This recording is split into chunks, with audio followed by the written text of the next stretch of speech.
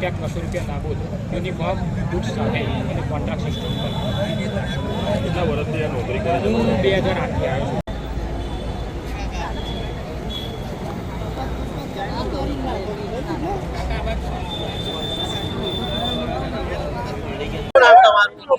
મારું નામ સુરેશભાઈ. શું કેવું છે તમારે? મારે તો એટલું કહેવું છે કે અત્યારે આટલા 17-18 વર્ષ બગાડ્યા, તો એ 17-18 વર્ષ બગાડ્યા એ પ્રમાણે મારી વેતન મને મળતું નથી. બરાબર છે. શુક્રવાર હું ભરું છું, એ શુક્રવાર મને નથી હાજરી ગણાતો કે કસામ ગણાતો, અને એની ખાલી એના પૈસા જ ગણાય છે. તો આ શુક્રવારમાં આવી ડબલ મળવી જોઈએ, અમારું એવું કહેવું કે નથી અમારો ઈએસઆઈ કપાતો. બરાબર છે કે નથી અમને રોજ કેવો મળતો. અમે આટલા વર્ષો અમે બગાડ્યા, આટલી મહેનત કરી, તો છતાં અમને મળતું નહીં, અને એની માટે અમે ઉભા રહ્યા છીએ. તમે આ માટે કંપનીમાં રજૂઆત કરી? કંપનીમાં 8 થી 10 ફેર રજૂઆત કરી. 1 વર્ષ સુધી તો ચાલ કર્યું કોન્ટ્રાક્ટરો જોડે, અને કંપનીમાં HR ડિપાર્ટમેન્ટમાં હેડ કર્યું અમે, પણ એનો કોઈ ઉકેલ આવ્યો નહીં.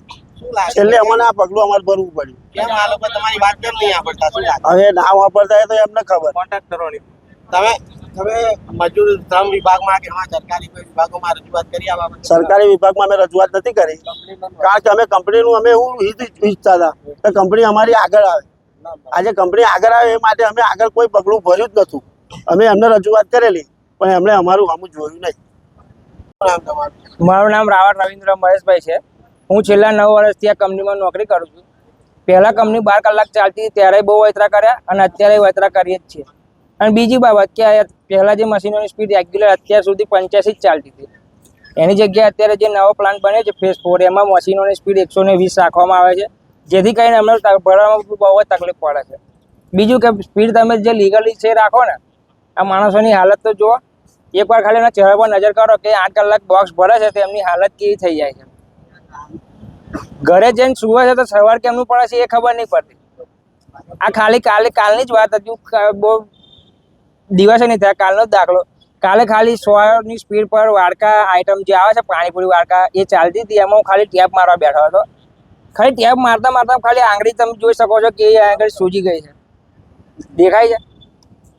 તો આ પરથી ખાલી તમે વિચારો કે અંદર કંપનીમાં જે 120 પર મશીન ચાલે છે એ રેગ્યુલર જે છોકરાઓ ભરવા જાય છે અને જે ઓપરેટરો મશીન ચલાવે છે, ઓપરેટરોને એવું નથી કે ખાલી બેસી રહેવાનું. એ છોડાવા બેસે છે ત્યારે એમને અડધો કલાક 120 પર ભરવાનું હોય છે, એટલે એમને તકલીફ તો પડે જ છે. એવું નથી કે ખાલી રોડ બદલીને બેસી રહેવાનું. એટલે આ રીતે અમારી ખાલી એક જ માંગણી છે કે અમે જે હેલ્પરો છીએ એમને થોડોક આ રાહત મળે એ રીતે તમે સ્પીડ લિમિટ કરાવો, અને બીજું કે આ જે લીગલી સ્પીડ છે 85 થી એટલી જ રખાવો. આ જ અમારી માંગણી છે, કારણ કે અમે અહીંયા આગળ જે તકલીફ બેઠીએ છીએ અમને જ ખબર છે કે અંદર કેવી તકલીફ પડે છે. મહિલા સંદીપસિંહ અજીતસિંહ, ગામ દેવા. મેં 8 કલાક માટે આંદોલન કરાવ્યું હતું, તો કોન્ટ્રાક્ટરે અને મેનેજરે ખોટી રીતે છૂટો કર્યો છે. અત્યાર લગી મેં રાજીનામું મૂક્યું જ નહીં. હાઈકોર્ટમાં કેસ કર્યો છે, અહીં લેબર કોર્ટમાં કર્યો હતો, તો હાજર એકે વાર રહ્યા નહીં. કા મારવાડી કોન્ટ્રાક્ટરે હાજર નહીં રહ્યો, કાં તો મેનેજરે હાજર નહીં રહ્યો. અત્યારે મેનેજર છે નહીં. હવે શું માંગ છે? મારી તો માંગે કે શોષણ આલે કોન્ટ્રાક્ટર, કાં તો કંપની મને પાછો લે. ખાલી પંચિંગ એટલું જ બંધ કર્યું છે, બીજી કેસી સિસ્ટમ કરીને ગ્રેજ્યુએટી બોનસ 2 જ વસ્તુ આપી દીધી મને. PF તો મારો હજુ જમા જ બોલે છે. ના શું લાગે છે કર્મચારીઓએ? કશું નહીં. લેબર કોર્ટમાં 1 દિવસ હાજર નહીં રહ્યો, કોન્ટ્રાક્ટરે નહીં કે કંપનીનો મેનેજરે હાજર નહીં રહ્યો. આજે જે આંદોલન કર્યું કર્મચારીઓએ, લાગે તમને ન્યાય આપશે? ન્યાય એટલે હું તો કોર્ટ ઉપર તો ભરોસો જ નહીં રાખતો. આ જે કરે છે ને લીગલી જ કરે છે, આમાં કાયદેસર આવતું જ નહીં.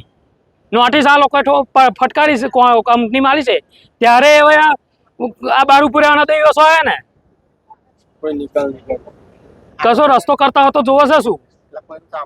કશું નહીં. XYZ વ્યક્તિ ગમે તે આવે. કારણ એટલે મણિકાકા, અત્યારે તો મણિકાકા બોલે છે, બીજું કશું બોલતા નહીં. હા, એનાથી જ ચાલે છે. લેબર કોર્ટમાં એકવાર હાજર ના રહ્યો, હું 2.5 વર્ષથી કેસ લડો છું. હાઈકોર્ટમાં અત્યારે પેન્ડિંગમાં કેસ બોલે. શોષણ કરતા હતા તો જતા. પેલા કંપનીનો વકીલ છે અલ્પેશ શાહ કરીને, વકીલ તો ના કહેવાય પણ દલાલ વકીલ કહેવાય, જે કંપનીનું દલાલું કરે છે. કોન્ટ્રાક્ટર રૂપિયા લે હોય તો લડી લેવાનું. અને બીજી પ્લસ વસ્તુ કે જે લોકો 20 વર્ષની નોકરી કરે છે, 18 વર્ષની નોકરી કરે છે, એની 500 ને 550 રૂપિયા દાદરી છે અને બહુ દબાવે છે. કોઈ નાની નાની વાતે મોટી નોકરી કરી તો રહો નહીં તો જતા રહો કે આ કોન્ટ્રાક્ટરોની નાગઈ છે. એક નંબરનું શોષણ છે. આટલી વાતે તારો હક છે, ચાલ 1000 રૂપિયા ડેબિટ લે, 1500 ડેબિટ, ચાલ કાલથી નોકરી કાઢી મૂકીશ. બસ કોન્ટ્રાક્ટરોની પજવણી આ છે. જોડે જોડે સાથે મેનેજર અને જે એમનો સ્ટાફ છે, આચાર સ્ટાફ, એ બી હેરાન કરે છે. તો આવું ના હોવું જોઈએ એમ. જે છોકરો આ માનો કે જે 18 વર્ષથી નોકરી કરતો હોય બીજો કોઈ જગ્યાએ નોકરી મળે, એની ઉંમર થઈ ગઈ 9 વર્ષ નોકરી કરે, એમ કે તું ના આવીશ કાલથી તને ગાડી મૂકીશ, તો આવું ચાલે? વસ્તુ ખોટી કહેવાય. અને યાર તમે સમજો એને સમજો કે આટલા વર્ષથી નોકરી કરે, 550 રૂપિયા આજે શું કહેવાય? આ મોંઘવારીમાં 500 રૂપિયા કશું ના કહેવાય. એ માણસ 1000 રૂપિયા 1200 રૂપિયા હાજરી માગે માણસ, આટલા વર્ષ નોકરી કરી હોય એને, અને એને લા તમારી ગાડી મૂકે, આવું ના ચાલે યાર. આટલું બધું શોષણ ના હોય યાર.